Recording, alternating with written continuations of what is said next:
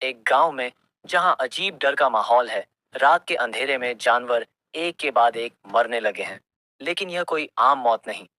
ऐसा लगता है जैसे किसी राक्षस ने उन्हें खाया है।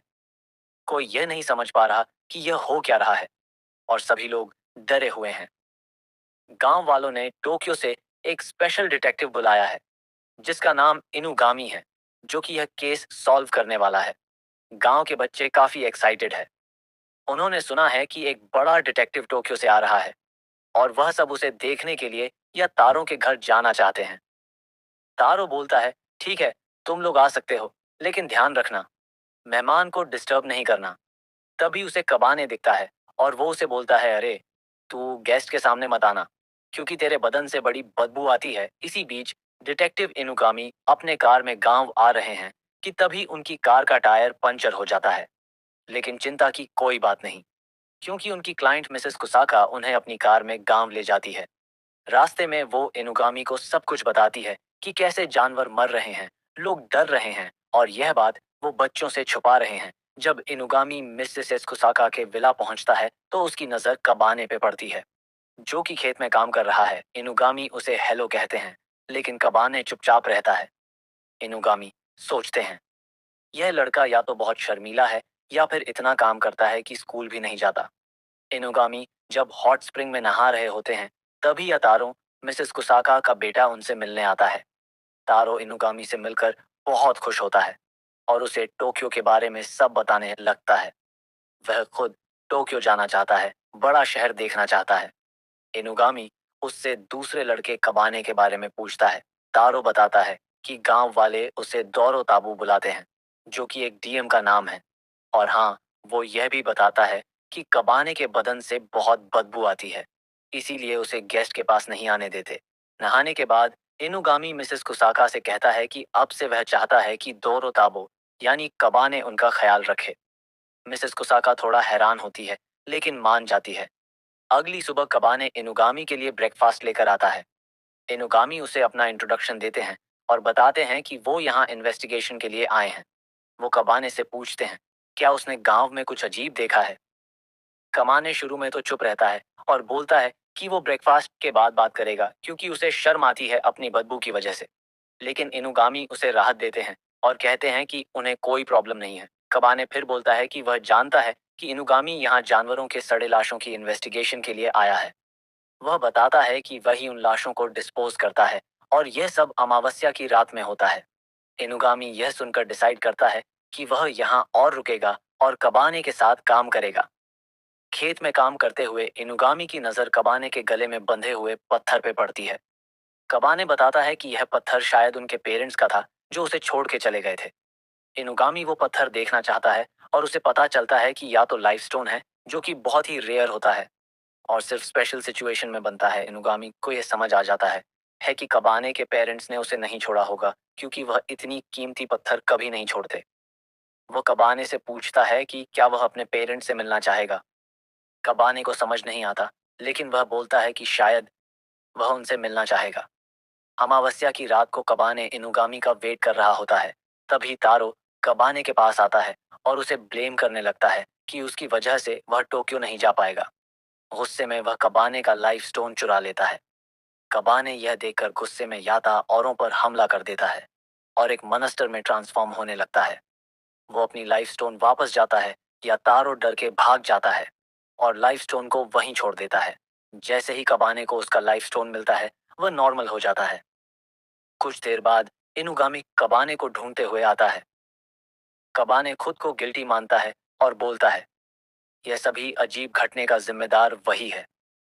इनुगामी उसे दिखाता है कि उसके बैक में एक पूंछ है। वो समझाता है, इस दुनिया में डीएम मौजूद है, और वो भी उन्हीं में से एक है। वो बताता है कि कबाने कोई नॉर्मल लड़का नहीं है, बल्कि वह एक किमोनो है, जो कि आदमी और गुल का मिक्स है, और उसका लाइफ स्टोन उसे कंट्रोल में रखता है, ताकि वह इंसानों पर हमला ना करे। इनुगामी को यकीन है कि कोई और ही कल्पित है। कबाने को या तारों की चिंता होने लगती है, क्योंकि उसे अमावस्या की रात को होने वाली घटनाओं के बारे में कुछ नहीं पता। उधर भागते हुए याता औरों को याद आता है कि कैसे उसने बचपन में एक बार कबाने को गलती से मार दिया था, लेकिन कबाने फिर से जिंदा हो गया था। तभी दो इफेक्टेड कुत्ते तारों पे हमला कर देता है। इनुगामी अपनी गन से एक डॉग को मार देता है और कबाने दूसरे डॉग का गला तोड़ देता है। उन्हें कुछ आवाज आती है और वह देखते हैं कि एक मनस्टर डियर एक कुत्ते को खा रहा है। वो डियर उन पर हमला कर देता है। इनुगामी उस पर एक गोली चलाता है, लेकिन वह बच जाता है। तभी कबाने आगे बढ़ता है और अपना हाथ उस डियर के मुंह में डाल देता है। वो उस डियर का सिर फाड़ देता है। वापस आते हुए कबाने बोलता है वह अब यहाँ नहीं रह सकता, क्योंकि तारों को उसका सच पता चल गया है।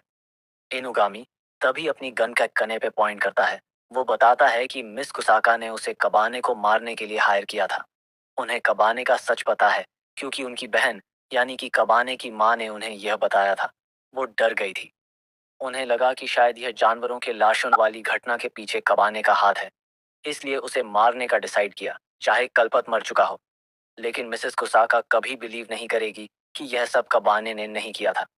कबाने यह सुनकर चुप हो जाता है और अपनी मौत स्वीकार कर लेता है। अनुगामी उससे उसका नाम पूछता है और यह भी कि क्या वह अपने पेरेंट्स से मिलना चाहेगा, लेकिन कबाने मना कर देता है और बोलता है कि वह उसे मार दे। इनुगामी उसके सर में गोली मार देता है। इनुगामी कबानी की बॉडी मिसेस कुसाका के पास ले जाता है और बोलता है कि वो इसे डिस्पोज कर देगा। लेकिन ट्विस्ट ये है कि कबाने की बॉडी इनुगामी की कार में जिंदा हो जाती है। इनुगामी उसे बताता है कि वह एक गुल है और इतनी आसानी से नहीं मर सकता, पर गांव वालों के लिए वो मर चुका है, इसलिए उसे अब ज्यादा फिक्र करने की जरूरत नहीं। इन अनुगामी उसे अपनी काउंसलिंग ऑफिस ले जाता है और उसे कुछ कपड़े देता है और एक स्पेशल परफ्यूम देता है, जिससे डीएम अपने स्मेल छुपाते हैं। जैसे ही कबाने कपड़े बदलता है, दो और लड़के अंदर आते हैं और कबाने को वहां देखकर हैरान हो जाते हैं। वो पूछते हैं ये कौन है। इनुगामी अपने ऑफिस में कबाने को आखरा और सिक्की से मिलाता है और बोलते हैं ये दोनों भी मेरे साथ काम करते हैं, क्या तुम भी यहाँ काम करना चाहोगे। कबाने थोड़ा कंफ्यूज्ड है, उसे समझ नहीं आ रहा कि क्या बोले। इनुगामी मुस्कुरा के बोलते हैं कोई जल्दी नहीं है, सोच के बताना। तभी आखरा कहती है यह अजीब सी स्मेल कहाँ से आ रही है, क्या तुम भी एक डीएम हो। इनुगामी बोलते हैं हाँ, वो एक तरह से डीएम ही है, वो एक डीएम और इंसान का मिक्स है, बिल्कुल सिक्की की तरह सिक्की। यह सुनकर कबाने को घरता है और फिर बोलता है एक मिनट, ये तो मेरा कपड़ा पहना हुआ है। ये सुनकर कबाने कपड़े उतारने लगता है। सिक्की चिल्लाते हुए बोलता है अरे नहीं नहीं, मुझे नहीं चाहिए ये कपड़े, अब रख लो अपने पास। फिर वह कबाने से पूछता है तुम्हारी उम्र क्या है। कबाने धीरे से बोलता है शायद 13 साल। तो मैं 1 साल बड़ा हूं तुमसे। फिर वो बाथरूम की तरफ जाते हुए बोलता है और हाँ, मैं तुम्हारे साथ रूम शेयर नहीं कर रहा, सोफे पर सो जाना। अकीरा, जो अब तक चुपचाप खड़ा था, आगे बढ़ता है और बोलता है ज्यादा मत सोचो सिक्की, ऐसा ही है, मैं अकीरा हूँ। कबाने उसे देखते हुए बोलता है तुम बहुत सुंदर लड़की हो। ये सुनकर अकीरा के तो पांव के नीचे से जमीन खिसक जाती है। वो रोते हुए चिल्लाता है मैं लड़का हूँ, और भागते हुए रूम के बाहर चला जाता है। बाद में सिकी और कबाने एक साथ बैठकर पिज्जा खा रहे होते हैं, लेकिन सिकी का मूड खराब है। वो बोलता है मुझे तुम पसंद नहीं हो और मैं तुम्हारा दोस्त नहीं बनने वाला। कबाने चुपचाप सुन रहा है और फिर बोलता है ठीक है। सिक्की को ये सुनकर और गुस्सा आता है। अरे कुछ तो बोलो, और ये पिज्जा क्यों नहीं खा रहे हो। कबाने धीरे से बोलता है वो मैं ये पहले कभी नहीं खाया हूँ सिकी। ये सुनकर हैरान हो जाता है क्या तुमने पिज्जा कभी नहीं खाया, ये लो ट्राई करो। वो कबाने को एक स्लाइस देता है। कबाने पिज्जा खाने की कोशिश करता है, लेकिन चीज उसके हाथ में चिपक जाता है। सिकी यह देखकर हंसने लगता है, लेकिन फिर उसे याद आता है कि उसे तो कबाने पसंद नहीं है। रात को सिकी अपने बेड पर लेटा हुआ अकीरा से बात कर रहा है। वह बार बार बोल रहा है मुझे कबाने से नफरत है, मुझे वो बिल्कुल पसंद नहीं है। अकीरा बोलता है शायद तुम्हें इसलिए गुस्सा आ रहा है क्योंकि वो पहला हाइब्रिड है जिसे तुमने देखा है अपने अलावा। अकीरा फिर कहता है मुझे लगता है कि कबाने के पास जाने के लिए कोई जगह नहीं है, या वो बहुत स्ट्रांग है, इसीलिए वह यहाँ आया है। सिक्की बोलता है तो जाके इनुगामी से पूछ लो। अकीरा गुस्से में बोलता है तुम्हें जाना है तो जाओ, मुझे सोना है सिक्की के पास, और कोई ऑप्शन नहीं है। वो डिसाइड करता है वो खुद जाके कबाने को टेस्ट करेगा। कबाने बाथरूम जाने के लिए उठता है, लेकिन तभी उसका पैर फिसलता है और वो गिर जाता है। उसे एक थ्रेड दिखता है जिससे वो उलझ गया है। तभी सिकी वहां आता है और पूछता है, तुम यहाँ कैसे आए हो? कबाने समझ नहीं पाता और बोलता है कि वो कार से आया था। सिकी चिल्लाता है, मैं यह नहीं पूछ रहा। लेकिन फिर कबाने बोलता है, वो जहाँ रहता था अब वहां नहीं रह सकता, इसलिए इनुगामी उसे यहाँ ले आए हैं। सिक्की उससे पूछता है कि क्या उसे छोड़ दिया गया था और उसे चिढ़ाने की कोशिश करता है। लेकिन कबाने कहता है कि उसे छोड़ा नहीं गया था। कबाने उठने की कोशिश करता है, लेकिन वो थ्रेड उसके पैर में उलझ गया है। सिक्की बोलता है, वो थ्रेड आसानी से नहीं निकलेगा। लेकिन कबाने जोर लगा के खुद को छुड़ा लेता है। सिक्की हैरान हो जाता है, तुम्हें चोट तो नहीं लगी? कबाने को अपने पैर में चोट लगती है, लेकिन तभी उसका घाव ठीक होने लगता है। सिक्की यह देखकर हैरान हो जाता है। कबाने फिर बोलता है, क्या अब मैं बाथरूम जा सकता हूँ? और वह बाथरूम चला जाता है। सिक्की अभी भी हैरान है। वह सोच रहा है कि आखिरकार कबाने हैं कौन? क्या वह सच में एक गल है? और उसके घाव इतनी जल्दी कैसे ठीक हो गए? अगले दिन इनुगामी सभी के साथ एक नया मिशन में जाते हैं। कार में इनुगामी बोलते हैं, आज तुम तीनों को एक टीम की तरह काम करना है और यह दिखाना है कि हम क्या कर सकते हैं। जब वह इंसिडेंट वाली जगह पहुंचते हैं तो वहां का सीन देखकर सबके होश उड़ जाते हैं। एक इन्वेस्टिगेटर उन्हें बताता है कि अंदर एक माँ, एक बच्चे और एक रेस्क्यूअर फंसे हुए हैं। बाहर दो बच्चे रोते हुए दिखाई देते हैं जो शायद उन्हीं के भाई बहन हैं। इनुगामी दरवाजे पर झांक कर देखता है और पूछता है, यह कब से ऐसा ही है? इन्वेस्टिगेटर जवाब देता है, इसे हुए 20 से 30 मिनट हो चुका है। इनुगामी बोलते हैं, चलो तुम तीनों भी देखो अंदर क्या हो रहा है। सिक्की, अकीरा और कबाने दरवाजे से अंदर देखते हैं और उनके चेहरे पर डर साफ दिखता है।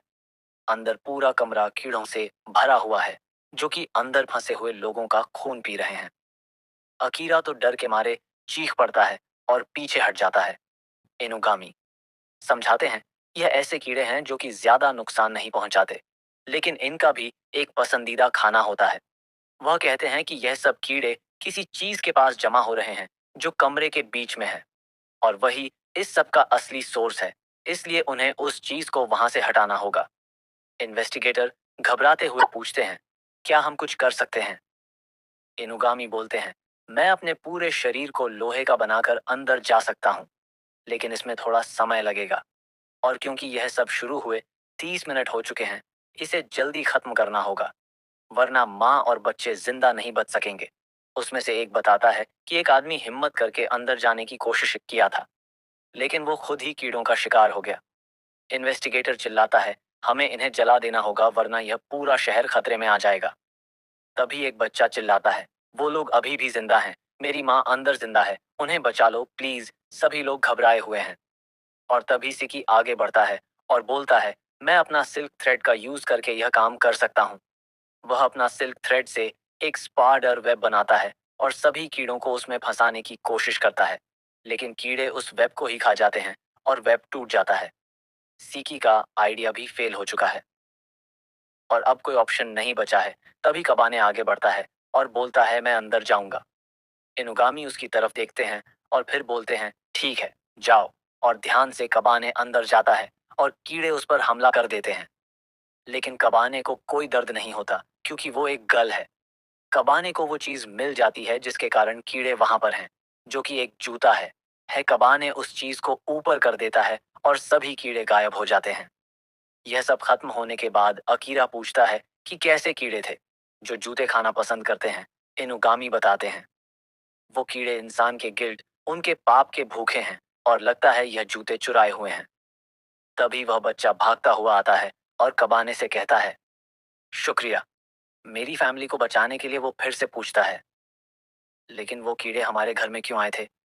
इनुगामी बोलते हैं, जब तक तुम अच्छे काम करोगे तब तक कोई डर नहीं है और यह जूते उन्हें वापस कर देना। बच्चे का चेहरा पीला पड़ जाता है।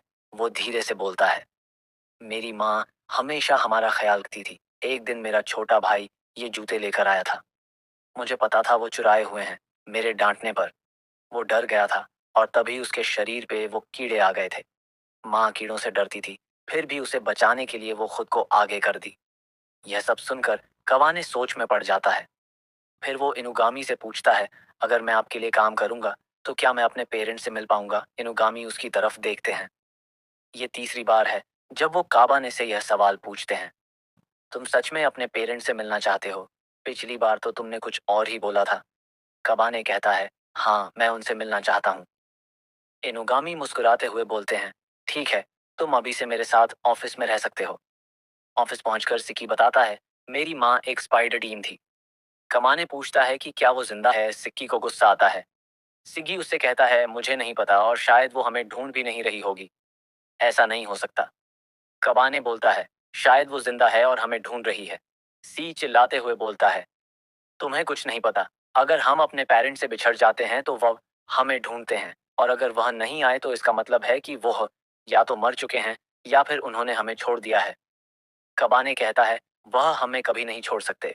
वह जरूर जिंदा होंगे, और अगर वह नहीं भी हैं तो हमें यह पता लगाना होगा कि वह कौन थे। सिकी कुछ नहीं बोलता और कबाने को उसका कमरा दिखा देता है।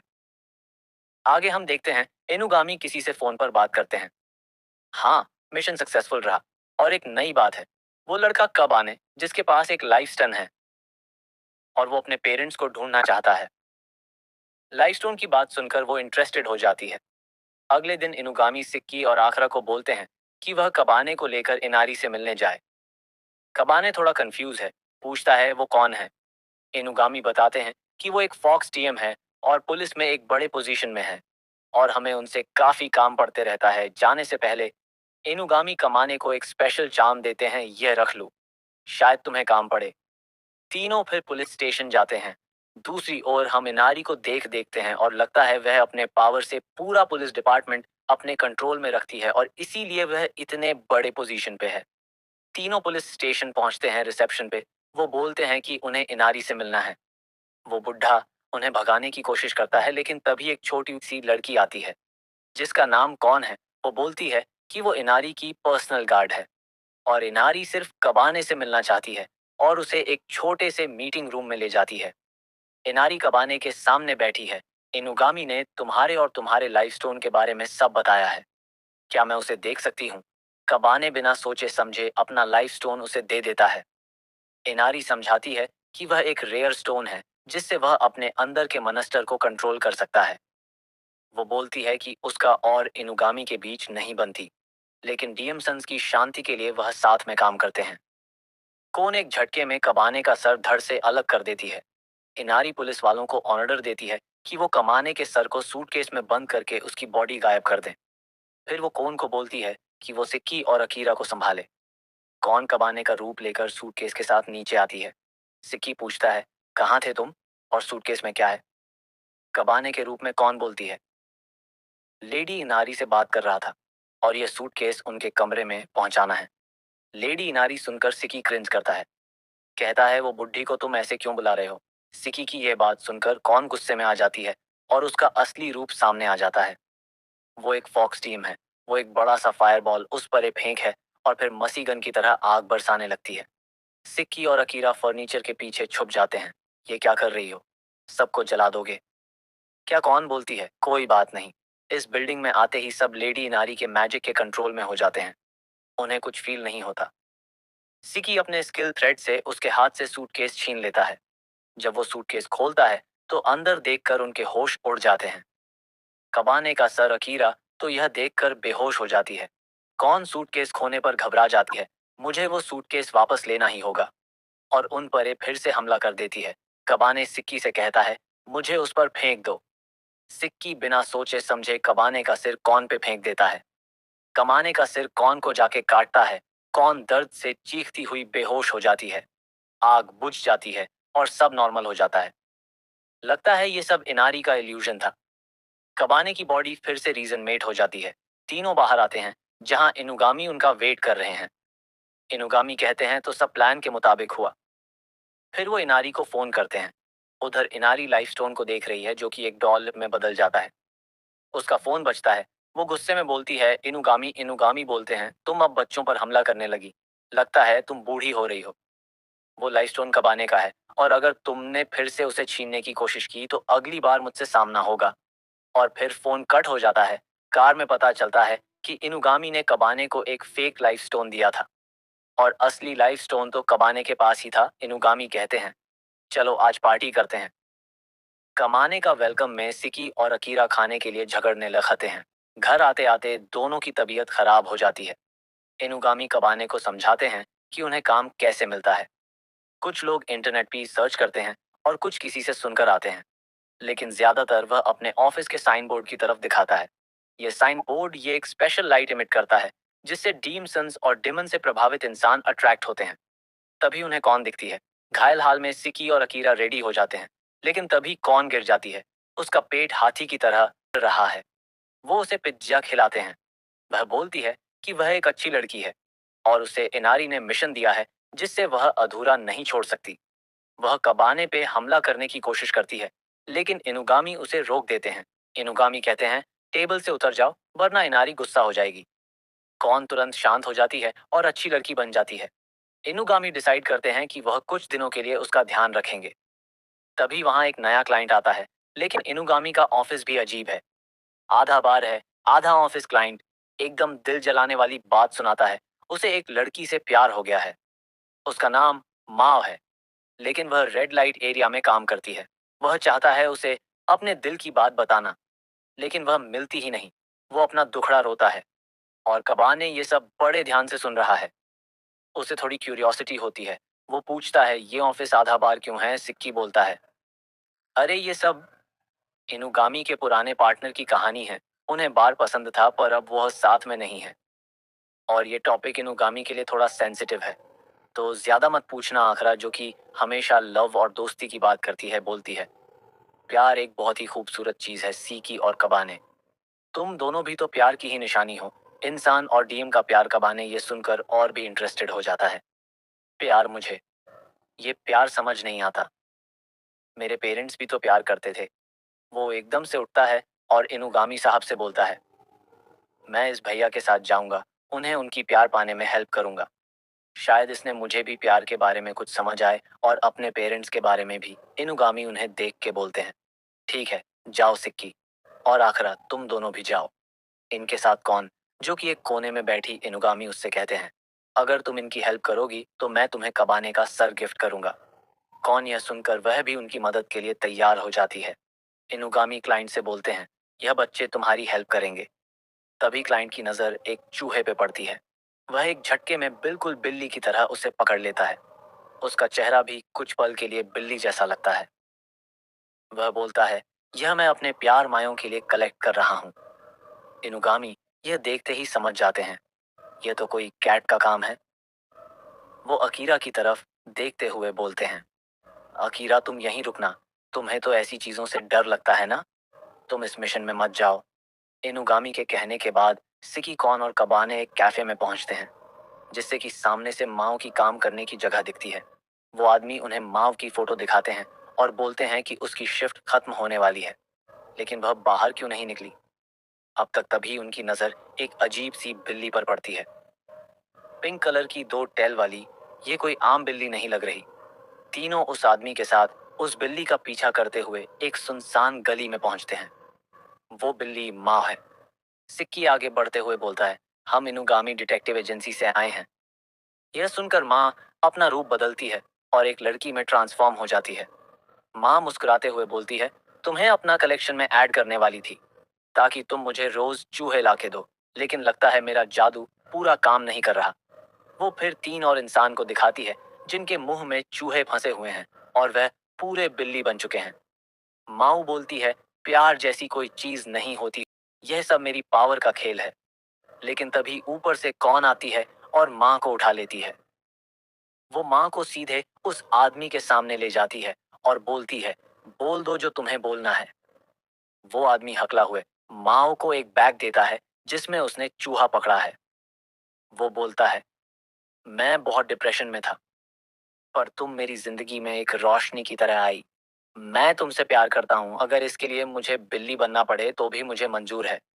आगे तीनों वापस इनुगामी के पास आते हैं। कौन बोलती है, आपने प्रॉमिस किया था, मुझे कबाने का सर चाहिए। इनुगामी उसे अपनी आंख बंद करने को कहता है, फिर फ्रीज से एक ऑरेंज निकालता है और उसे अपनी पावर से कबाने का सर में बदल देता है और कौन को कबाने का सर देकर अलविदा करते हैं। इनुगामी पूछते हैं, तो कबाने कुछ सीखा प्यार के बारे में। कबाने बोलता है, प्यार एक रोशनी की तरह होता है, उम्मीद की किरण की तरह। वो इनुगामी को एक पैकेट टिश्यू पेपर देता है। वो बोलता है, मेरे लिए रोशनी की तरह हो। और लोग रोशनी को यूजफुल गिफ्ट देते हैं, और टिश्यू काफी यूजफुल होता है। फिर वो सिक्की और आखरा की तरफ देखता है और बोलता है, तुम दोनों भी मेरे लिए कुछ कम नहीं हो, तुम्हें भी कुछ ना कुछ गिफ्ट जरूर दूंगा। कुछ दिन बाद पता चलता है कि वह आदमी और माओ साथ में खुश हैं। माओ को भी उससे प्यार हो गया है, और वह जिस आदमी को बिल्ली बना चुकी थी, वह भी नॉर्मल होने लगे हैं। सीकी यह सब देखकर बोलता है, ये कैसी दुनिया है भाई। अकीरा सोच रहा है कि कैसे कबाने अपनी सारी केस सॉल्व कर रहा है, जबकि वह उसके कितने बाद में आया है। और एक वो है। अगले दिन हम देखते हैं अकीरा इनुगामी से कहता है, मैं अब से कबाने का स्टूडेंट हूँ। सिक्की, जो पास ही खड़ा है, बताता है वो इसलिए क्योंकि कल बाथरूम में कॉकरोच था और कबाने ने उसे भगा दिया। अकीरा बोलता है, मैं मास्टर कबाने के साथ मिलकर कोई भी काम कर सकता हूँ। इनुगामी बोलते हैं, ठीक है, एक मिशन है। असल में मैं और कबाने जाने वाले थे, लेकिन अगर तुम दोनों संभाल सको तो वो समझाते हैं। शिबुया रिवर के पास कुछ कंस्ट्रक्शन चल रहा है और वो रिवर की डायरेक्शन चेंज कर रहे हैं। लेकिन कुछ दिनों से वहां काम करने वाले लोग मर रहे हैं और उनके हड्डियां रिवर में मिल रही हैं। सिक्की बोलता है, वो जगह तो एकदम गंदी है, कीड़ों से भरी हुई। और यह कंस्ट्रक्शन की वजह से तू वो नदी नाला बन गई है। इनुगामी बोलते हैं, काम तो थोड़ा गंदा है, अकीरा तुम्हें पक्का करना है। यह मिशन। अकीरा थोड़ा घबरा जाता है, लेकिन फिर हिम्मत करके बोलता है, हाँ मैं करूंगा। और वह घबरा कर नहाने चला जाता है। अगली सुबह अकीरा और कबाने शिबुया रिवर के पास पहुंचते हैं। अंदर जाने का रास्ता एक डार्क टनल से है। कबाने बोलता है, हमें पहले उस डीएम को ढूंढना होगा। शायद हम बात करके कोई सॉल्यूशन निकाल सके। वो दोनों टनल में घुसते हैं, और तभी एक बड़ा सा कीड़ा अकीरा पर चिपक जाता है। अकीरा चिल्लाता है, लेकिन कबाने उसका मुंह बंद कर देता है। चुप रहो, वरना सबको अलर्ट कर दोगे। वो उस कीड़े को अकीरा से हटा देता है और रिवर में फेंक देता है। अकीरा पूछता है, तुमने उसे मारा क्यों नहीं? कबाने समझाता है, मुझे किसी को मारना पसंद नहीं, चाहे वह इंसान हो, कीड़े हो या मनस्टर हो। वह हमें अटैक करते हैं। अपनी जान बचाने के लिए जब तक मुझे कोई खतरा ना हो, मैं किसी पर हमला नहीं करता। यह सुनकर फकीरा कहता है, तुम मुझे मेरे बड़े भाई की याद दिलाते हो, और अपने बारे में बताने लगता है। मैं एक स्नो डिमन हूँ। हम बर्फीली पहाड़ों में रहते हैं। हमारे गांव में सिर्फ औरतें ही होती हैं। हर 100 साल में एक लड़का पैदा होता है, और उसे बहुत संभाल के रखा जाता है। लेकिन मैं बहुत बड़ा रथ था। मेरा बड़ा भाई हमेशा मुझे खुश करता रहता था। जब हम गांव से भाग रहे थे तो मैं उससे बिछड़ गया। मैं इनुगामी के पास इसलिए आया था क्योंकि मुझे उम्मीद थी कि वह मेरी मदद करेंगे। मेरे भाई को ढूंढने में कबाने पूछता है, तो क्या तुम आइस कंट्रोल कर सकते हो? अकीरा जवाब देता है, हाँ, लेकिन मैं इतना अच्छा नहीं हूँ, और आइस कंट्रोल करने के लिए बहुत फोकस चाहिए होता है। तभी एक बड़ा सा फ्रॉग डीम अकीरा पे हमला कर देता है। वो उसे मुंह से पकड़ के उठा लेता है। कबाने बिना डरे अपने मेटल पाइप से उस फ्रॉग डीम पे हमला करता है। फ्रॉग डीम गुस्से में कबाने पे हमला करने के लिए आगे बढ़ता है, लेकिन तभी एक छोटा सा रकून डॉग कहीं से आ जाता है और फ्रॉग डेमन को काट देता है। उस रकून डॉग के गले में एक बोतल बंधी हुई है, जिसमें खून है, और एक लेटर भी है, जिसमें लिखा है अकीरा और कबाने के लिए, जो उन्हें इनुगामी ने भेजा था। लेटर में इनुगामी ने लिखा है कि यह फ्रॉग डीएम ही सबके पीछे है।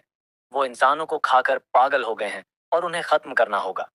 वो बोलते हैं कि वो बोतल में दिया हुआ खून से डीएम को बाहर निकालो और उन्हें खत्म करो। कबाने तो तैयार है, लेकिन आखिरा थोड़ा डर गया है।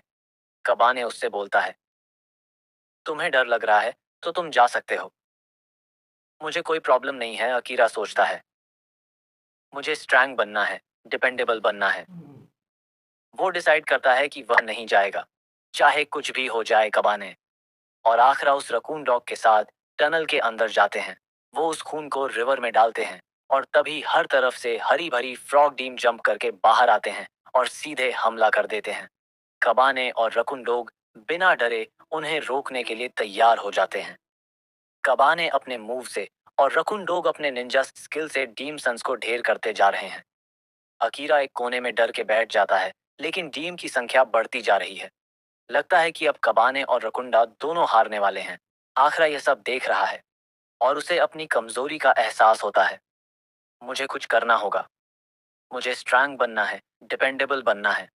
और तभी आखिरा फोकस करने की कोशिश करता है और पूरा टनल को एक झटके में आइस से जमा देता है। सिर्फ कबाने का सर और रकुन डॉग बचते हैं। बाकी सब कुछ जम चुका है। यह देखकर कबाने बोलता है, क्या बात है, आखिरा तुमने तो सबको हैंडल कर लिया। वो दोनों एक साथ विक्ट्री सेल्फी लेते हैं। उधर रकुंडा टनल के और अंदर जाता है और एक बड़ा सा फ्रॉग डेमन, जो कि बाकी डेमोन्स का लीडर है, उससे मिलता है। और तभी पता चलता है रकुन डॉग असली में इनुगामी है। वो फ्रॉग लीडर इनुगामी का शुक्रिया अदा करता है। वो बताता है उन्हीं के अपने लोग इंसानों का मांस खाकर पागल हो गए थे और वह खुद के ही अंडों और बच्चों को खा रहे थे। इनुगामी रकुन डॉग के रूप में वहां से वापस जाता है। अगले दिन कबाने ऑफिस की सफाई कर रहा है। वो पोछा लगाते हुए हॉलवे के एंड में पहुंचता है, जहां एक दरवाजा है। उसे इनुगामी की वार्निंग याद आती है, यह दरवाजा कभी मत खोलना। लेकिन कबाने सोचता है अगर यह बॉक्स हटा के साफ कर दूं तो शायद कोई दिक्कत नहीं होगी। तभी अचानक से दरवाजा खुलता है और एक हाथ बाहर आता है। वो हाथ कबाने को पकड़ता है और उसे अंदर खींच लेता है। बाद में सिकी इनुगामी से कहता है, उसे जमीन में ये पोछा पड़ा हुआ मिला और कबाने कहीं नजर नहीं आ रहा है। इनुगामी यह सुनकर चिंता में पड़ जाता है और तीनों भागते हुए उस दरवाजे तक पहुंचते हैं। अंदर वो देखते हैं एक बंदा एक गेमिंग चेयर पर बैठा है और उसके सामने जमीन पर कबाने बैठा हुआ है। वो उस बंदे के लिए पानी की बोतल और खाने का डब्बा खोल रहा है। इनुगामी बोलते हैं, ये तो वही हुआ जिसका मुझे डर था। वो उस गोरे बंदे को आवाज देते हैं। मिहाई मिहाई अपना हेडफोन उतारता है और इनुगामी को देखता है। इनुगामी, तुम कब आए? फिर वो कबाने की तरफ देखता है। तुम मुझे बताए क्यों नहीं कि तुम्हारे पास इतना आज्ञाकारी नौकर है? सिकी और अकीरा दोनों एक साथ बोलते हैं, तुम यहाँ कब से रह रहे हो?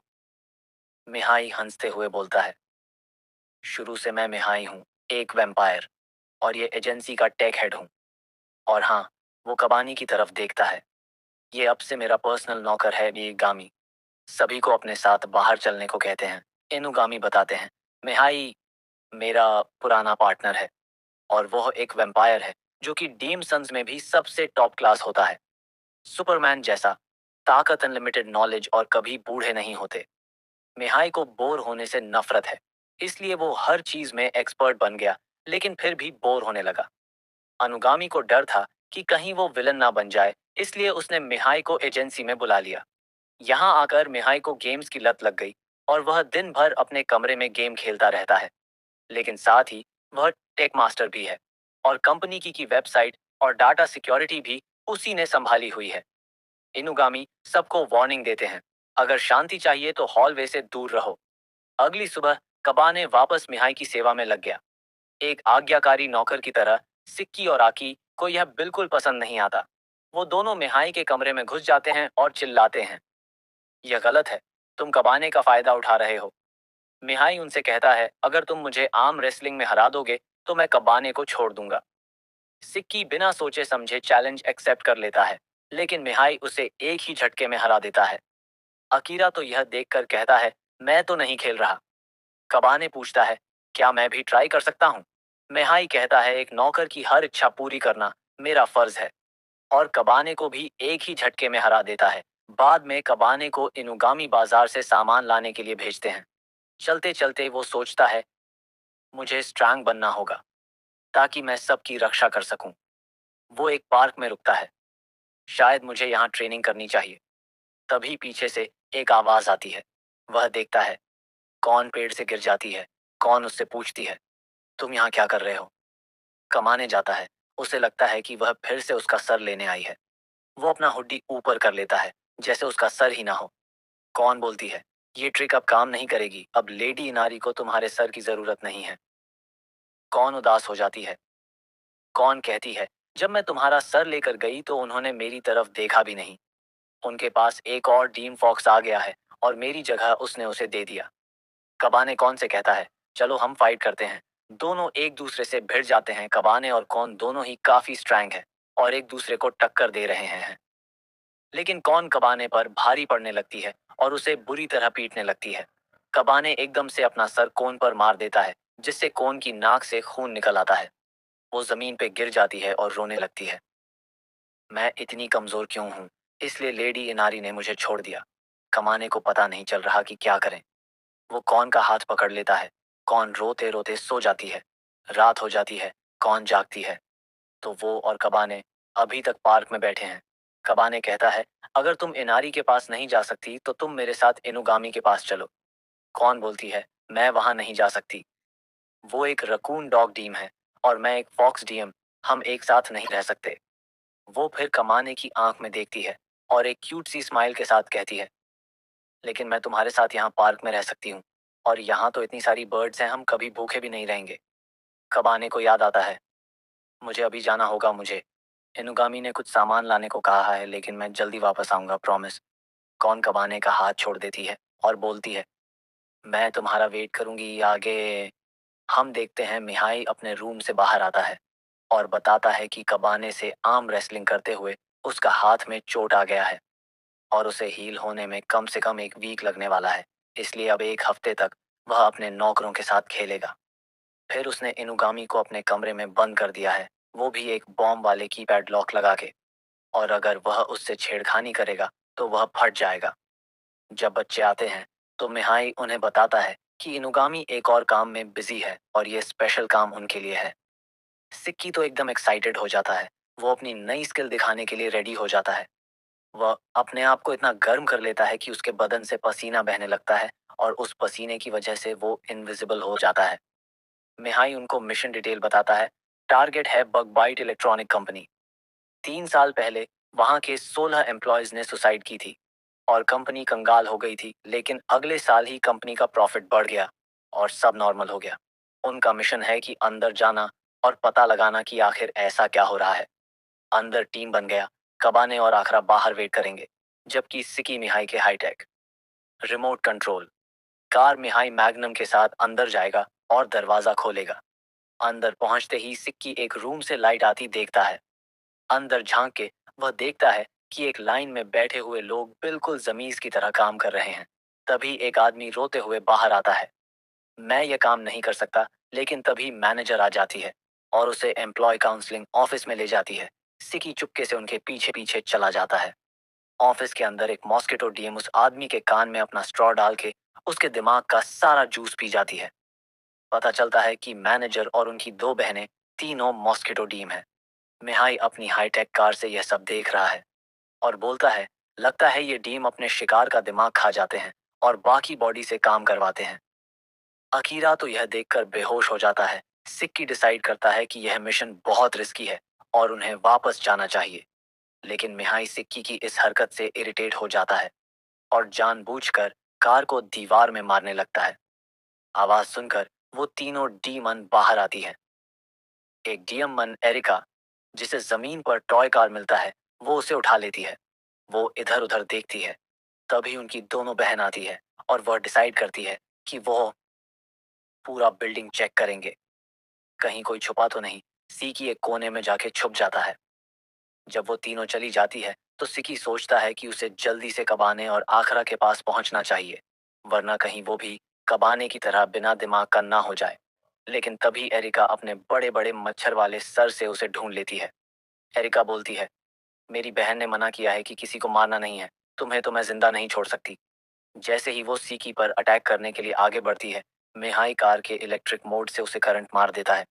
मिहाई कहता है, क्या कर रहे हो तुम? सिक्की बिल्कुल स्टैचू बने हुए हो। उसने देखा कि सिक्की बहुत ज्यादा डरा हुआ है। पता चलता है कि वो एक ट्रॉमा से गुजर रहा है और अपनी वीकनेस छुपाने के लिए वो टफ बनने की एक्टिंग करता है। सिक्की बहुत डरा हुआ रहता है और उसे अपने बचपन की याद आती है, जिसमें वह अपनी माँ के साथ था और वह सोच रहा है कि आखिर वह कैसे अलग हुआ। मुझे हमेशा से डर लगता था, भूत से, अंधेरों से, पर मुझे कुछ याद नहीं। इसका मतलब है कि कुछ बहुत बुरा हुआ होगा। दूसरी तरफ मिहाई कबाने और आखरा से सिक्की को बचाने के लिए कहता है। जैसे ही वो अंदर जाते हैं, दूसरी डीम सिस्टर वहां आ जाती है। मिहाई सिक्की को डराने लगता है और फिर वो ऐसी ऐसी बातें बताता है कि सिक्की का गुस्सा 7वें आसमान पर पहुंच जाता है। वो गुस्से में उस टॉय कार पे एक मुक्का मार देता है। सिक्की कहता है, बस अब और नहीं, और अपनी इनविजिबिलिटी बढ़ा देता है और मच्छरनी से दूर भागने लगता है।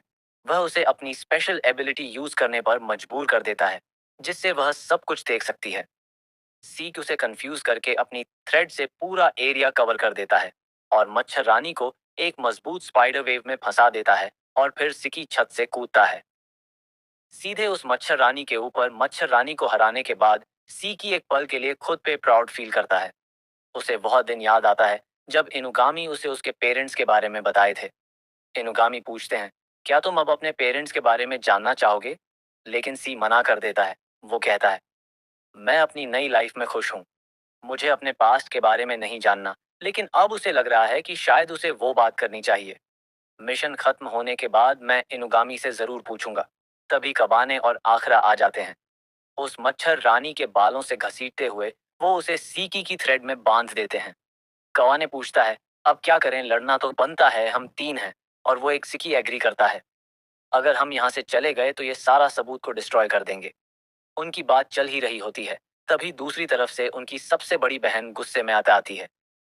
तुम दोनों निकम्मे हो, दो छोटे छोटे बच्चों से हार गई। वो एक डरावनी स्माइल के साथ पूछती है, क्या तुम ये सब भूल के चले जाओगे और इस इंसिडेंट को यहीं खत्म कर दोगे? लेकिन कबाने कहता है, नहीं, तुमने बहुत लोगों का नुकसान पहुंचाया है, यह हमारा काम है तुम्हें रोकना। वो हंसने लगती है, तो इसका मतलब नेगोशिएशन फेल हो गया, अब मुझे खुद ही यह काम खत्म करना होगा। उसकी बहन उससे कहती है, तुम चिंता मत करो, इन्हें हम संभाल लेते हैं। लेकिन वो एक ही झटके में अपनी दोनों बहनों को खत्म कर देती है। फिर वह अपने असली रूप दिखाती है। एक जाइंट मॉस्किटो डिमन वो कबाने की तरफ बढ़ने लगती है। कबाने जानता है कि सिकी बहुत थक गया है और अकीरा वो तो आखरा है। वो खुद ही आगे बढ़ता है और उस पर हमला कर देता है। कबाने उसके वाइटल ऑर्गन पर अटैक करने की कोशिश करता है, लेकिन वह अपने तेज हाथों से उसे रोक लेती है। वो अपने मुंह से, जो कि एक स्ट्रॉ की तरह, कबाने के सीने में छेद कर देती है। सिकी अपने बची खुची ताकत के साथ आगे बढ़ता है, लेकिन वह उसे एक ही थापड़ में गिरा देती है। अकीरा यह देखकर गुस्से में आ जाता है, कैसे हिम्मत हुई मेरे दोस्त पे हाथ उठाने की। वो अपना अटैक यूज करता है, लेकिन वो बिल्कुल बेअसर है। वो उसे भी एक लात मारकर बेहोश कर देती है। कबाने अपने दोस्त को ऐसे हालत में देखकर मजबूर हो जाता है। उसे याद आता है कि वह कितना स्ट्रांग बनना चाहता है। वो अपनी पूरी ताकत से उस पर हमला करता है, लेकिन कुछ नहीं होता, उल्टा उसकी हड्डियां ही टूट जाती हैं। तभी मिहाई उसे कहता है, तुम अपनी डेमोनिक पावर को यूज नहीं कर रहे हो, इसलिए तुम मुझसे आर्म रेसलिंग में भी नहीं जीत पाए थे और इसलिए तुम इस मच्छर से भी नहीं जीत सकते। अगर तुम अपने दोस्तों को बचाना चाहते हो तो अपने अंदर के डीएम को जगाओ, उसकी पावर यूज करो। कमाने एक पल के लिए सोचता है, वो क्या करना चाहता है। मुझे अपने दोस्तों को बचाना है, इस मच्छर का हाथ तोड़ना है। वो चिल्लाते हुए ट्रांसफॉर्म हो जाता है, सीधे सुपर सियान मोड में। एक झटके में वो उसका दोनों हाथ तोड़ देता है। वो दर्द से चिल्लाते हुए पीछे गिर जाती है। कबाने उसको खत्म करने के लिए आगे बढ़ता है, लेकिन तभी इनुगामी कमरे से बाहर आता है और उसे रोकता है। इनुगामी कहते हैं, काफी अच्छा काम किया कबाने, पर अब वापस आ जाओ, बाकी काम इनारी संभाल लेगी। तभी वहां एक नया बंदा एंट्री मारता है। ये एक फॉक्स डीएम है जिसका नाम नोबी मरु है। लगता है यह इनारी का नया चमचा है। कौन की जगह पर नोबी मारू बिना टाइम वेस्ट किए सीधे मच्छर रानी के पास जाता है और उसके शरीर में कुछ फायर सीड लगा देता है और एक ही चुटकी में वो उसको आग में जला देता है। फिर क्या ही था, बारी बारी से सारी बहन भी जल के राख हो जाती है। नोबी मार कमानी की तरफ देखता है और बोलता है, तो क्या लगता है उन्हें मारना सही था? कबाने के पास जवाब नहीं है। नोबी मारू कहता है, तुम्हारा वह स्पाइडर फ्रेंड लगता है, वह भी बुरी हालत में है, उसे घर ले जाओ। जाने से पहले वह एक सीक्रेट बताता है, इनारी ने तुम्हारा लाइफ स्टोन हासिल करने की कोशिश नहीं छोड़ी है, वह काफी टाइम से तुम्हें ट्रैक कर रही है। यह सुनकर कबाने हैरान हो जाता है। नोबी मार बोलता है, वह चाहती है कि तुम खुद से उसे अपना लाइफ स्टोन दे दो, और अगर तुमने ऐसा किया तो इनुगामी भी कुछ नहीं कर पाएंगे, इसलिए अपना ध्यान रखना। वह बहुत ही चालाक है। जब सब अपने घर लौटते हैं, अकीरा गुस्से में है क्योंकि मिहाई ने उसे झूठ बोला था कि मिशन इजी है। मिहाई कहता है, तुम्हें तो थैंक यू बोलना चाहिए कि मेरी वजह से तुम लोग थोड़े स्ट्रांग बन गए। अनुगामी बोलते हैं, तुम दोनों ने काफी प्रोग्रेस की है, लेकिन मिहाई अगर तुमने फिर से ऐसी हरकत की तो तुम देखना तुम्हारे साथ क्या होता है। रात को कबाने को नींद नहीं आती। वो चुपके से सिक्की और अकीरा के पास जाता है और उनके दिल की धड़कन चेक करता है। चलो, ये जिंदा है। अगली सुबह कबाने को लगता है वो कुछ भूल रहा है। तभी उसे कौन की याद आती है। मुझे कौन से मिलने जाना है? वो भागते हुए बाहर चला जाता है। पार्क में कबाने कौन को आवाज देता है। कौन एक पेड़ से नीचे गिरती है और फिर पूछती है, इतनी देर क्यों कर दी? मैं वेट कर रही थी। वह बोलती है कि उसने कबाने के लिए मछली पकड़ी थी, लेकिन अब वह खराब हो गई है क्योंकि वह टाइम पे नहीं आया। कबाने को बुरा लगता है और वह उसे कन्फर्ट करने की कोशिश करता है। यह सब देखकर नोबी मारू चुपके से मुस्कुरा रहा है। वह कहता है, तुमको ध्यान रखने को बोला था ना। कबाने उधर सिक्की इनुगामी के पास जाता है और कहता है, अब मैं अपने पेरेंट्स के बारे में जानने के लिए तैयार हूँ। अगले दिन इनुगामी पूरे गैंग के साथ सिक्की के गांव जाते हैं। उसके अंकल आकी से मिलने सिक्की बताता है कि अपनी माँ से अलग होने से पहले वह यहीं रहता था और फिर वह अपने अंकल के साथ टोक्यो चला गया। गांव पहुंचते ही इनुगामी सबके लिए कमरा बुक करने चले जाते हैं। बच्चे उधर की दुकान में जाते हैं। कबाने की नजर एक पुरानी सी किताब पे पड़ती है जिसमें लोकल स्टोरी लिखी हुई है। वो उसे बड़ा इंटरेस्टिंग लगता है। सिक्की बताता है कि ये इनके एरिया का फेमस कहानी है। सब लोग मिलकर वह किताब पढ़ते हैं। किताब में एक कहानी है, एक सीगे नाम के लड़के की। एक दिन काम से घर आते हुए उसने देखा कि एक बड़ी सी स्पाइडर उसके खाने में घुस रही है। कोई और होता तो घर छोड़कर भाग जाता, लेकिन सीगे दिल का, बड़ा नेक और दिमाग से थोड़ा पैदल, उसने वो खाना उस स्पाइडर के साथ बांट लिया। अगली सुबह जब वो उठा तो उसका पूरा घर गोल्डन स्पाइडर वेब से भरा हुआ था और फिर सेगी उस गोल्डन सिल्क को बेचकर अमीर बन गया। सिक्की बोलता है, ऐसी कहानियां तो हर जगह फेमस हैं। तभी सिक्की की नजर दरवाजे पर पड़ती है। एक गुलाबी बालों वाली लड़की उसे घूर रही है। वह कुछ सोच पाता कि तभी इनुगामी अंदर आते हैं। आंखियों के साथ सब लोग डिसाइड करते हैं कि वह नदी के पास जंगल में जाके बात करेंगे। जाते हुए सिक्की को एक आवाज आती है, कोई उसे बुला रहा है, लेकिन वह सोचता है कि शायद उसे भ्रम हुआ है। सभी लोग नदी के पास बैठ जाते हैं। एक्यू अपना इंट्रोडक्शन देता है। वो एक स्कॉलर है जो पुरानी कहानियों पर रिसर्च करता है और उनके पीछे छुपा सच को ढूंढता है। सिक्की बताता है कि एक्यू इंसान होने के बावजूद डीएम के बारे में सब जानता है, लेकिन वो उससे ज्यादा इवॉल्व नहीं होता ताकि किसी को परेशानी ना हो। आकू सिक्की को टीज करने लगता है, लेकिन सिक्की बोलता है कि वह यहाँ अपनी माँ के बारे में जानने आया है। आकू एक लंबी सांस लेते हुए अपनी कहानी शुरू करता है। वह कहता है, यह बहुत पुरानी बात है, जब मैं और तुम्हारे पापा, यानी कि मेरा भाई, गोल्डन वेब की कहानी पर रिसर्च कर रहे थे। हम जंगल में क्लूज ढूंढ रहे थे और तभी हमारी मुलाकात तुम्हारी माँ कमी से हुई। वो एक स्पाइडर टीम थी, एक्यू बोलता है। अब तक मैंने तुमसे कुछ चीजें छुपाई, पर अब वह समय आ गया है जब तुम्हें सच पता चलना चाहिए। इनुगामी आखरा और कबाने को लेकर वहां से चले जाते हैं और बोलते हैं, तुम दोनों थोड़ी थोड़ी देर इधर वेट करो। सिक्की को अपने अंकल से अकेले बात करने दो। कुछ देर बाद सिक्की उनके पास आता है। सिक्की बताता है, वो दोनों मर चुके हैं। पापा तो मेरे जन्म होने से पहले ही जा चुके थे और माँ, जब मैं 5 साल का था तो वो बीमार होकर चली गई। सिक्की फिर बोलता है कि उसे सब कुछ याद नहीं है क्योंकि उसने छोटी उम्र में अपनी माँ की डेथ देख ली थी। वो सबके सामने स्ट्रांग बनने की कोशिश करता है और हंसते हुए बोलता है, कोई बात नहीं, अब मैं ठीक हूँ। लेकिन कबाने को समझ आ जाता है कि सिक्की अंदर से कितना टूट चुका है। कबाने बोलता है तुम झूठ बोल रहे हो इनुगामी। आखियों से मिलने जाते हैं। उधर सिक्की, अकीरा और कबाने एक पब्लिक बात में रिलैक्स करने जाते हैं। अकीरा सोचता है कैसे करें सिक्की को खुश। तभी एकदम से नोबीमारू वहां आता है, जो कि पूरा नंगा पुंगा वहां आता है। वो कहता है, अरे, तुम लोग बिना बता ही शहर से बाहर चले गए। तभी वह अपने फॉक्स ईयर और टेल दिखाता है। सिक्की और आखरा यह देखकर हैरान हो जाते हैं। उन दोनों को नोबीमारू अपना नाम बताता है और कहता है, तुम लोग उदास लग रहे हो, चलो नदी के पास जुगनू देखने चलते हैं।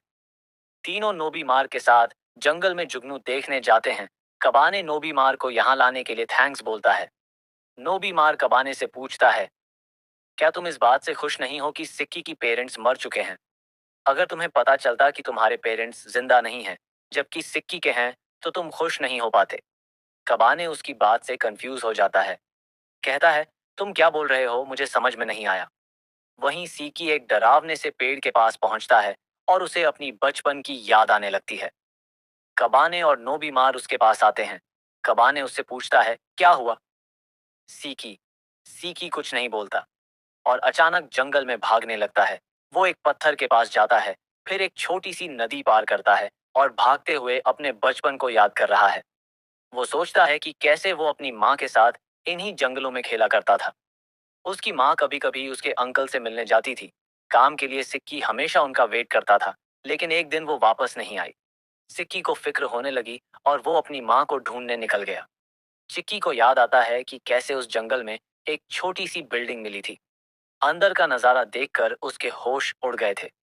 उसकी माँ एक टेबल से बंधी हुई थी और एक खुखार मनस्टर उनके ऊपर था। सिक्की चीखा था और बेहोश हो गया था। जब वो उठा था तो वह अपने अंकल के कमरे में था। उसके अंकल ने बताया था कि उसकी मम्मी काम पर कुछ बीमार हो गई है और कुछ दिनों के लिए उन्हें अकेला रहना पड़ेगा। सालों तक सिक्की अपने अंकल के साथ रहा, बिना उनके काम के बारे में कुछ पूछे। उसे डर था कि कहीं उसे कोई ऐसी सच्चाई ना पता चल जाए जिससे उसे और भी तकलीफ हो। आज वो फिर से उसी बिल्डिंग के पास पहुंच गया है। नोबी मरु और कबाने भी उसका पीछा करते हुए वहां पहुंच जाते हैं। नोबी मरु बोलता है, यह तो आर्टिफिशियल ब्रीडिंग लैब है। सुना है कि यहाँ पर एक स्पेशल हीलिंग सिल्क बनाई जाती थी जिससे कोई भी बीमारी ठीक हो जाती है। वह सिल्क इंसानों और डीएम हाइब्रिड से बनाई जाती थी, लेकिन एक साल पहले इनुगामी ने यह केस कवर अप कर दिया था। सिक्की को याद आता है कि इनुगामी ने उसे उसी टाइम के आसपास उसके पेरेंट्स के बारे में बताया था। मैं और इंतजार नहीं कर सकता, वो गुस्से में बोलता है। मुझे अपने अंकल से बदला लेना है। उसने मेरी माँ को बहुत तकलीफ दी है। मैं उन्हें मार दूंगा। सिक्की कबाने से बोलता है। क्या तुम मुझे उन्हें मारने से रोकोगे? कबाने उससे बोलता है। मुझे बस ये बताओ उसकी बॉडी कहाँ दफनाना है। इनुगामी आंखियों को लेकर जंगल में जाते हैं बात करने के लिए। इनुगामी उससे कहते हैं, मैं तुम्हारी रिसर्च के बारे में सब जानता हूँ और वह मैं ही था जिसने तुम्हारी रिसर्च को कभी पब्लिश नहीं होने दिया। आग गुस्से में बोलता है। क्यों? तुमने ऐसा क्यों किया? आक्यू अपना सारा सच बताने लगता है। वह बताता है कि कैसे उसे और उसके भाई को कमी मिली थी। वो एक स्पाइडर डीएम थी। बिल्कुल सिक्की की तरह हमें पता चला था कि गोल्डन वेबिंग की कहानी सच है। आंखियों की आवाज में अब लालच साफ झलक रही है। मेरा भाई, वो उससे प्यार करने लगा था, लेकिन मुझे मुझे तो वो पावर चाहिए थी, वो गोल्डन वेब की पावर। फिर एक दिन मेरा भाई एक्सीडेंट में मर गया। उसी वक्त सिक्की भी कुम के पेट में था। कुम सिक्की को लेकर मेरे पास आई। वो बीमार था। इंसान तो आसानी से ठीक हो जाते हैं, लेकिन डीम सन्स के लिए कोई इलाज नहीं था। मैं सिक्की को हॉस्पिटल ले गया और वो ठीक हो गया। कुम ने डिसाइड कर लिया था कि वह उसे एक इंसान की तरह पालेगी, लेकिन एक डीएम होने के कारण यह उसके लिए मुश्किल था। तो मैंने उसे एक ऑफर दिया। मैंने कहा कि मैं उस पर एक एक्सपेरिमेंट करूंगा, बदले में उसे पैसा मिलेगा। वह मान गई। वह अपने बेटे के लिए कुछ भी कर सकती थी। मैंने उस पर एक जंगल के हर क्रिएचर के साथ एक्सपेरिमेंट करना शुरू कर दिया। मुझे यकीन था कि गोल्डन वेबिंग कोई म्यूट से ही बन सकता है। एक दिन सीकी ने हमें एक्सपेरिमेंट के दौरान देख लिया। वह बहुत डर गया था। मैंने उसे कमी से अलग कर दिया। एक्सपेरिमेंट चलता रहा जब तक कमी टूटने ना लगी, और फिर आखिरकार वह बना लिया। वो लेजेंड गोल्डन वेव जो हर बीमारी का इलाज कर सकता है। इनुगामी अपना फोन निकालते हैं। यह सब सिक्की सुन रहा है। अब वो डिसाइड करेगा कि तुम्हारा क्या करना है। सिक्की अपने वेब से आंखियों को एक पेड़ से लटका देता है। यह सब सुनकर उसका खून खोल रहा है और वह बस उसे मारना चाहता है। आक्यू कहता है, इनुगामी, क्या तुम एक बच्चे को किसी का खून करने दोगे? इनुगामी कहता है, अगर तुम किसी और को मार सकते हो तो तुम्हें खुद मरने के लिए भी तैयार रहना चाहिए। ये तभी आखरा डर के मारे जंगल से बाहर आता है। तुम लोग कहाँ चले गए थे? वो रोते हुए बोलता है। फोन भी बिजी आ रहा था। मुझे लगा कोई भालू आ जाएगा। इनुगामी उसे शांत करते हुए बोलते हैं, आराम से। आखिरा तभी उनकी नजर अपने पीछे पड़ती है और उनके होश उड़ जाते हैं।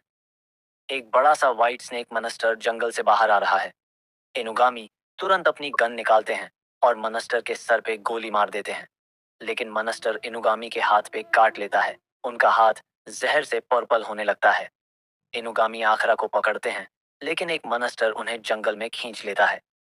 सिक्की कबाने और नोबी मार हैरान होकर यह सब देखते हैं कि तभी उनके आसपास कई सारे व्हाइट स्पाइडर मनस्टर दिखते हैं।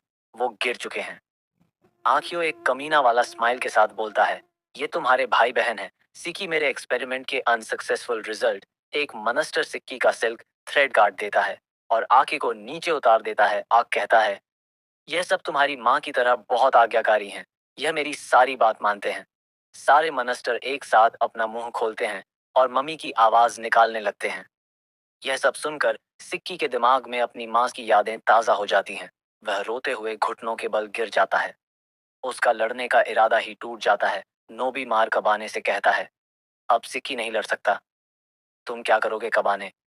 पहले से अपने सुपर सयान मोड में है। वो नोबी मार को चुप रहने को कहता है और सिक्की की तरफ बढ़ता है। सिक्की से पूछता है, क्या मैं कुछ कर सकता हूँ? सिक्की कबाने का हाथ पकड़ लेता है और उसकी मदद करने के लिए कहता है। और फिर शुरू होता है। कबाने का कांड वो एक के बाद एक मनस्टर को खत्म करने लगता है, जैसे वह कुछ भी नहीं है। नोबी मार भी उसका साथ देता है। उधर इनुगामी और आखरा भी मनस्टर से घिरे हुए हैं।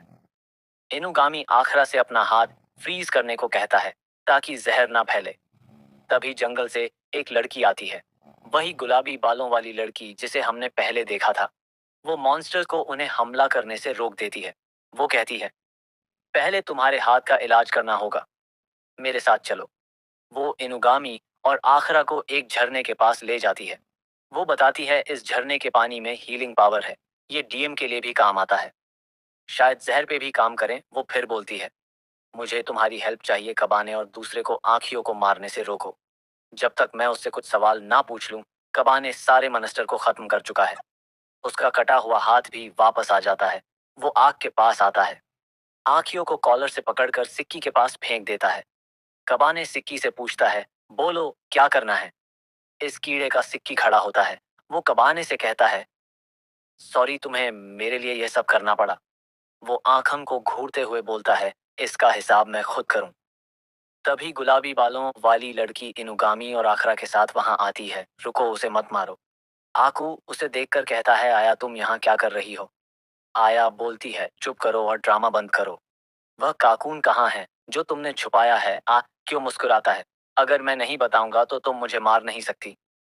सिक्की सोच में पड़ जाता है। यह लड़की आंखों के लिए इतनी इंपॉर्टेंट क्यों है? शायद यह उसकी रिसर्च का रिजल्ट है। तभी इनुगामी कहते हैं, मैं डिटेक्टिव भी हूँ भाई, मैं वो काकून ढूंढ लूंगा।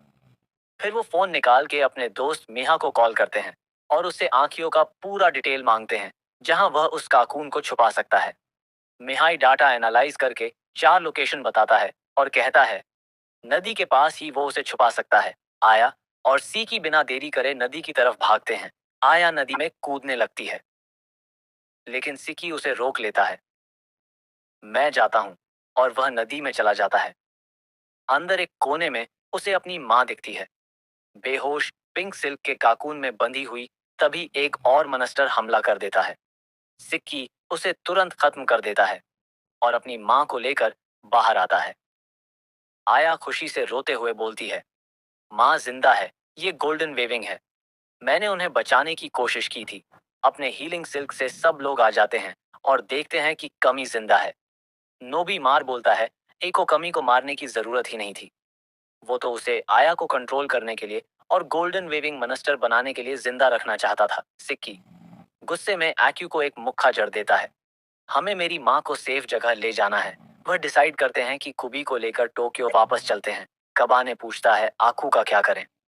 सिक्की कहता है, उसका सारा रिसर्च का खत्म हो जाना, जिसमें वह सालों से लगा हुआ था। उसके लिए इससे बेहतर कोई सजा नहीं हो सकती।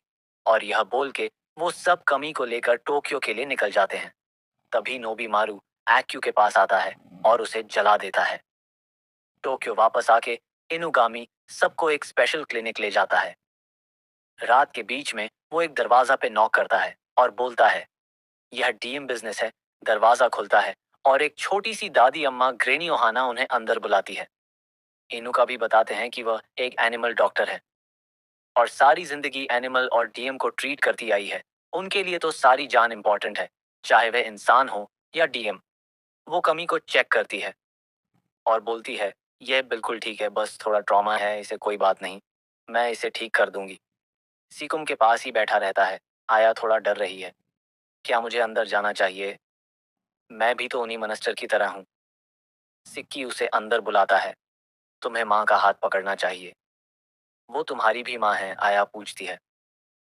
तुम मुझे क्यों नहीं मार रहे? उन मनस्टर की तरह सिक्की समझाता है। क्योंकि तुम्हारी वजह से ही तो माँ जिंदा है। तुमने उनका ख्याल रखा था इतने सालों तक। यह सुनकर आया रोने लगती है। वह पूछती है, क्या मैं आपको भैया बुला सकती हूँ? तभी कुम की आंख खुल जाती है। वह दोनों बच्चों को गले लगा लेती है। एक हफ्ता बीत जाता है। सिक्की अपनी माँ के साथ ही रहता है और कबाने और आखरा उसे बहुत मिस करते हैं। एक दिन इनुगामी बोलता है, मेरे पास एक मिशन है तुम दोनों के लिए। तभी सिक्की अंदर आता है। कोई मेरे एजेंसी छोड़ने की बात कर रहा था। मैं नहीं जाने वाला।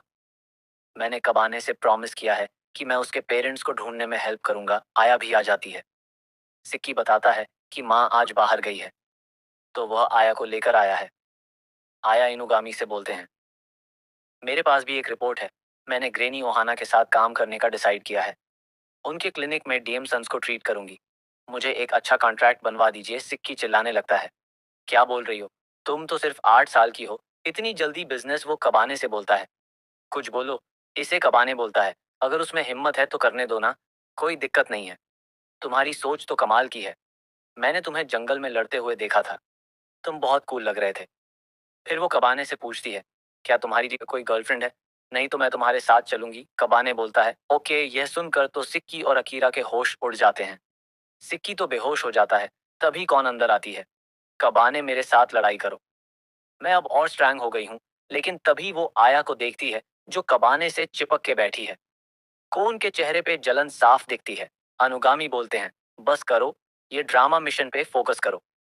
वो समझाते हैं कि राजुक में कुछ अजीब हो रहा है।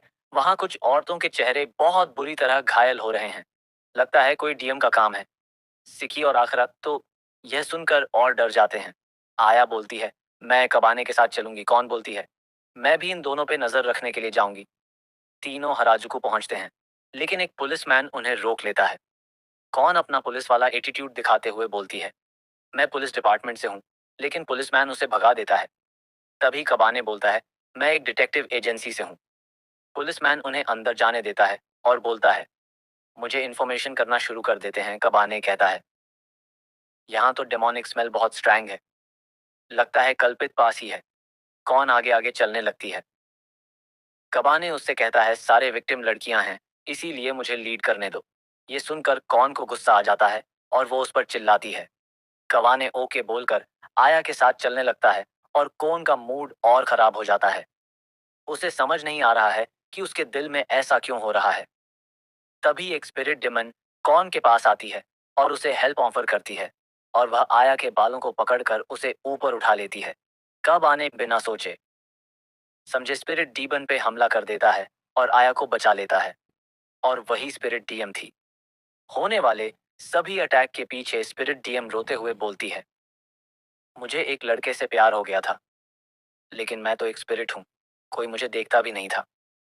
इसीलिए मैंने सोचा कि अगर मैं सुंदर लड़कियों के चेहरे को छीनकर खुद को खूबसूरत बना लूं तो वह मुझे नोटिस करेगा। लेकिन ऐसा कुछ नहीं हुआ। तभी कबाने कहता है, प्यार का मतलब यह नहीं होता कि तुम किसी से छीन। प्यार का मतलब होता है देना। स्पिरिट डीएम गुस्से में बोलती है, तुम्हें क्या पता प्यार के बारे में? तुम तो अपनी साथ वाली लड़की को भी ठीक से ट्रीट नहीं कर सकते। इसीलिए मैंने आया के बालों को खींचा था। वह कौन की तरफ देखता है और उससे पूछता है, कौन को समझ नहीं आता इस फीलिंग के बारे में? वह कहती है, हमेशा कबाने के साथ उसे मजा आता था, पर आज उसे अजीब सा लग रहा है। और अचानक वह आया पे हमला करने के लिए आगे बढ़ती है। लेकिन कबाने उसे रोक लेता है। कौन रोते हुए वहां से भाग जाती है। आया स्पिरिट डीएम को अपने सिल्क थ्रेड से एक खूबसूरत रूप देती है।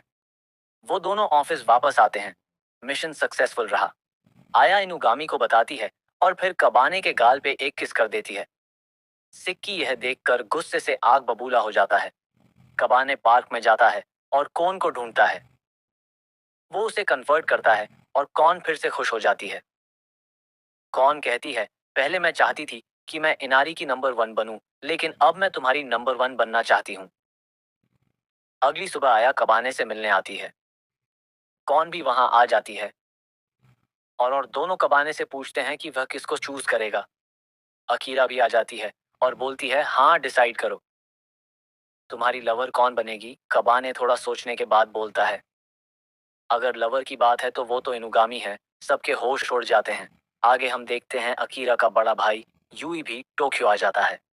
अकीरा और यूई एक बर्फीले गांव में पैदा हुए थे। पहाड़ों के बीच गांव में सिर्फ औरतें रहती थीं। और 100 साल के बाद एक लड़का पैदा होता था जो कि गांव का चीफ बनता था। लेकिन इस बार दो भाई पैदा हुए, रा और यूई। यूई यूई बड़ा था तो उसे चीफ बनने के लिए चुना गया। लेकिन सच ये था कि गांव की सारी पावर तो सिर्फ औरतों के हाथ में थी। पॉलिटिक्स से लेकर हंटिंग राइट तक सब वो डिसाइड करती थी। गांव में एक स्पेशल स्टोन था, नल स्टोन, जो कि एक श्राइन में रखा था। पहाड़ों के ऊपर कहते हैं कि गांव उसी स्टोन की रक्षा के लिए बनाया गया था। यूं ही बड़ा होते होते उसे समझ आ गया था कि ये औरतें पावर के लिए कुछ भी करेगी। वो अपने भाई आखरा को लेकर गांव से भागना चाहता था। उसने उन औरतों से एक डील की कि अगर वह आखरा को जाने दे तो वो चीफ बन जाएगा। औरतें मान गईं, लेकिन आखरा के गांव से जाते ही उन्होंने उसके पीछे एसएनएस भेज दिए।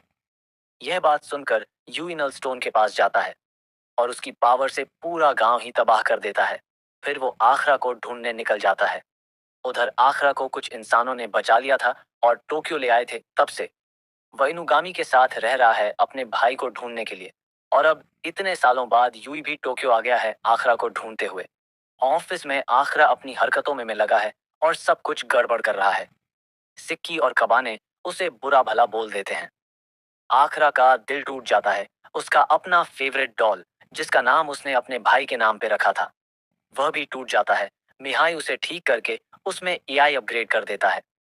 दिल में गम लिए आखिरा एक नोट लिखता है, अपना सामान पैक करता है और ऑफिस से निकल जाता है।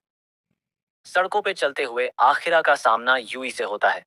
दोनों भाई इतने सालों बाद एक दूसरे से मिलते हैं। यूं ही पूछता है, तुम तो इनुगामी नाम के आदमी के साथ रहते थे। अकीरा जवाब देता है, लेकिन अब छोड़ दिया क्योंकि उन्हें मेरी जरूरत नहीं है। यूं ही उसे लेकर शहर से बाहर जाने लगता है। वह थोड़ा अजीब बिहेव कर रहा है, लेकिन आखरा अपने भाई से मिलने की खुशी में कुछ नोटिस नहीं करता। शहर के बाहर यूं ही आखरा से पूछता है, कैसा घर चाहिए तुम्हें? और फिर एक झटके में एक बड़ा सा आइस कैसल खड़ा कर देता है। अंदर सब कुछ आइस से बना हुआ है। आखरा खुशी से कैसल की फोटो लेने लगता है, लेकिन तभी यूई उसका फोन छीनकर फ्रीज कर देता है और फिर उसे तोड़ देता है। यूई अकीरा को कैसल में बंद करके कुछ खाना लेने चला जाता है। उधर ऑफिस में कबाने और सिक्की की हालत खराब है। अकीरा के बिना उन्हें सारे छोटे बड़े काम खुद करने पड़ रहे हैं और वह भी सही से नहीं हो रहा है। दोनों लड़ने झगड़ने लगते हैं और तभी उन्हें रियल लाइफ इतना भी यूजलेस नहीं था। वो लोग आखरा को वापस लाने का डिसाइड करते हैं। वो दोनों इनुगामी से बात करते हैं, लेकिन तभी उन्हें न्यूज मिलती है। शहर के बाहर एक बड़ा सा आइस कैसल बन गया है और लोगों की भीड़ लगी हुई है। तीनों जल्दी से वहां पहुंचते हैं और देखते हैं कि यूई कैसल से बाहर आ रहा है। वह लोगों पर हमला करने की कोशिश करता है, लेकिन इनुगामी उसे रोक लेते हैं। यूई गुस्से में चिल्लाता है, कौन हो तुम? इनुगामी अपना नाम बताता है। इनुगामी की नजर यूई की चेस्ट में लगी हुई नल स्टोन पर पड़ती है, जो यूजर की लाइफ एनर्जी से पावर लेता है और उन्हें एक खतरनाक ताकत देता है। तुम स्नोई विलेज के डीएम हो, यहाँ क्या कर रहे हो? इनुगामी पूछते हैं। यूं ही कहता है, मुझे तुम्हें जवाब देने की जरूरत नहीं है, लेकिन तुमने मेरे भाई की देखभाल की है, इसलिए वह उसे थैंक्स कहता है। सिक्की यूई से आखरा के बारे में पूछता है। यूई पूछता है, तुम दोनों कौन हो? कबाने कहता है, हम उसके दोस्त हैं और हम आखरा को वापस लेने आए हैं। यह सुनकर यूई तीनों को फ्रीज कर देता है और कैसल के अंदर ले जाता है। आखिरा अपने कमरे में अपने डॉल के साथ खेल रहा है। तभी उसे पता चलता है कि उसके डॉल में एक प्रोजेक्टर और इंटरनेट कनेक्शन भी है। तभी यूई आखरा को नीचे बुलाता है। आखरा खुशी खुशी नीचे आता है, लेकिन तभी उसकी नजर अपने दोस्तों पे पड़ती है, जो कि अब बर्फ की मूर्ति बन चुके हैं। वो यह देखकर डर जाता है और गिर पड़ता है। यूई को लगता है आखिरा की तबीयत खराब हो गई है और वह उसके लिए मिंट लेने चला जाता है। जैसे ही यूई बाहर जाता है, वो डॉल आखरा से कहती है, वो लोग मरे नहीं हैं, हमें उनकी आइस मेल्ट करने के लिए नमक चाहिए होगा। यूई के वापस आते ही आखरा बोलता है, भैया मुझे स्किन केयर के लिए नमक चाहिए। यूं ही बिना कुछ बोले नमक लेने के लिए चला जाता है और कैसल को लॉक कर देता है। मौका देखकर कबाने अपनी बॉडी को तोड़कर आइस से बाहर निकलता है और फिर से रीजन मेट हो जाता है। कबाने कहता है, मैं यूई से लड़ने जा रहा हूँ और तुम्हें वापस ऑफिस ले जाऊंगा। आखिरा जानता है कि यूई कितना पावरफुल है। वो नहीं चाहता कि किसी को चोट पहुंचे। वो कबाने को रोकने के लिए नाटक करता है, नहीं तुम जाओ भैया, जल्द ही नमक लेकर आएंगे। मैं अब उस एजेंसी में काम नहीं करने वाला। मैं भैया के साथ बीच पर रहना चाहता हूँ। तुम बोरिंग लोगों को छोड़कर। तभी यूई वहां अरीम आता है। वो कबाने पर अटैक करने वाला रहता है। तभी आखिरा उसे रोक लेता है और वो दोनों वहां से चले जाते हैं। वो दोनों के जाने के बाद वो डॉल फिर से बोलता है और कबाने को इनुगामी और सिक्की को मेल्ट करने का प्लान बताता है। कबाने काम पर लग जाता है और वो डॉल खुद को उनके बीच में रखने को कहता है ताकि उसकी मैकेनिकल एनर्जी से वो गर्म हो सके। तभी वहां अचानक से इनारी आती है। वो कबाने से कहती है, क्या आज तुम मुझे अपना लाइफ स्टोन दोगे? वो बताती है कि नल स्टोन का भी संबंध तुम्हारे पेरेंट्स से है। तभी डॉल फिर से बोलता है, लेकिन इस बार इनुगामी की आवाज में कबाने में अपना ब्रेन वेव और हार्ट बीट से तुमसे बात कर रहा हूँ। तुम्हें जल्दी से आखरा और यूई के पास जाना होगा और तुम इनारी की चिंता मत करो, वह अभी तुम्हें कुछ नहीं करेगी। उसके बाद कबाने अपने दोस्त को ढूंढने के लिए जंगल में भागता है। उधर नोबी मार यूई पे हमला कर देता है। यूई आखरा को एक आइस केज में बंद कर देता है और नोबी मार से लड़ने लगता है। नोबी मार पूरा फायरफॉक्स मोड में शैडो क्लोन जुत्सु यूज करता है, लेकिन यूई आसानी से सब क्लोन को मार देता है। फायर और आइस की टकरार से पूरा इलाका धुंध से भर जाता है। यूई आखरा की आवाज सुनकर डिस्ट्रैक्टर है और नोबी मारो यह मौका देखकर उसके सीने से नल स्टोन छीनने की कोशिश करता है। लेकिन जैसे ही वह नल स्टोन को छूता है, उसकी लाइफ एनर्जी एब्जॉर्ब होने लगती है। उसका हाथ टूटने लगता है। नोबी मारे नारी पे गुस्सा होता है कि उसने उसे बेट की तरह यूज किया, लेकिन अभी गुस्से का वक्त नहीं है। वह सोचता है कि कैसे यूई को हराएं। तभी यूई उस पे आइसिस पेयर से हमला कर देता है। नोबी मारू बचने की कोशिश करता है, लेकिन तभी कबाने आ जाता है। वो नोबी मार को बचा लेता है और दोनों मिलकर यूई से लड़ने का प्लान बनाते हैं। नोबी मार कहता है, बिना फ्रीज हुए कैसे लड़ सकते हैं? तभी उसे एक आइडिया आता है। वो कबाने के शरीर में आग लगा देता है और कबाने उस आग को अपनी आर्मरर यूज करके यूई से लड़ने लगता है। लंबा और खतरनाक मुकाबला होता है जिसमें कबाने जलती हुई हड्डियों में बदल जाता है। नल स्टोन की पावर की वजह से यूई की लाइफ एनर्जी भी खत्म होने लगती है। अकीरा किसी तरह अपने केज से निकल आता है और अपने भाई के सीने से नल स्टोन निकालने की कोशिश करता है। जैसे ही वो नल स्टोन को छूता है, उसके दिमाग में उसके भाई की सारी बुरी यादें आने लगती हैं। यह सब देखकर वो रोने लगता है। तभी कबाने उसकी मदद के लिए आता है। कबाने अपना लाइफ स्टोन नल स्टोन पे थूकता है और दोनों स्टोन एक हो जाते हैं। नल स्टोन की पावर चली जाती है और आइस कैसल टूट जाता है। इनुगामी और सिक्की भी वापस नॉर्मल हो जाते हैं। इनारी नल स्टोन को अपने पास रखने की कोशिश करती है, लेकिन तभी इनुगामी आ जाते हैं। वह इनारी को भगा देते हैं और नल स्टोन कबाने और यूई को वापस कर देते हैं। इसके बाद सभी ओहाना क्लिनिक जाते हैं, जहां आया उनके इंजरी का इलाज करती है। यूई जो कि अपने के बहुत गिल्ट फील कर रहा है, कहता है ये सब मेरा कसूर है। मैं नल स्टोन की पावर को कंट्रोल नहीं कर सका और इतना सब कुछ कर दिया। मैंने अपना पूरा गांव ही खत्म कर डाला। लेकिन तभी आखरा पहली बार हिम्मत करके यूई को एक जोरदार थप्पड़ लगाता है और कहता है, यह बकवास बंद करो। यह सिर्फ तुम्हारा कसूर नहीं है। तुमने मुझे बचाने के लिए यह सब किया, इसलिए इसका आधा जिम्मेदार मैं भी हूँ। इसके बाद कबाने यूई से पूछता है, क्या तुम्हें इन स्टोन्स के बारे में कुछ पता है? शायद इससे मैं अपने पेरेंट्स को ढूंढ सकूं।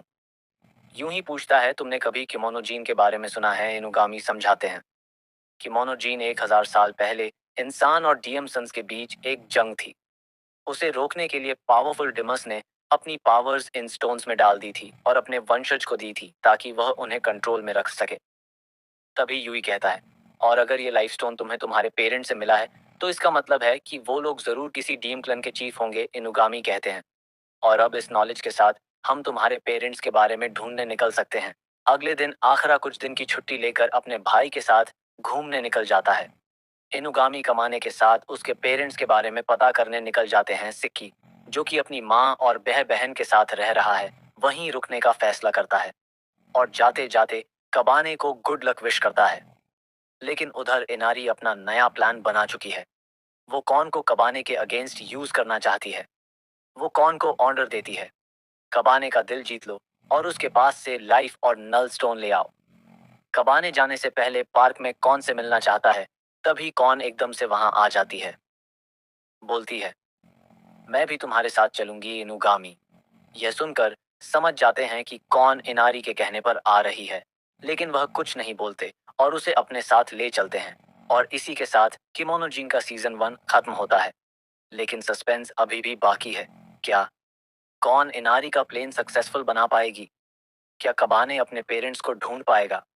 जानने के लिए इंतजार करो अगले सीजन का।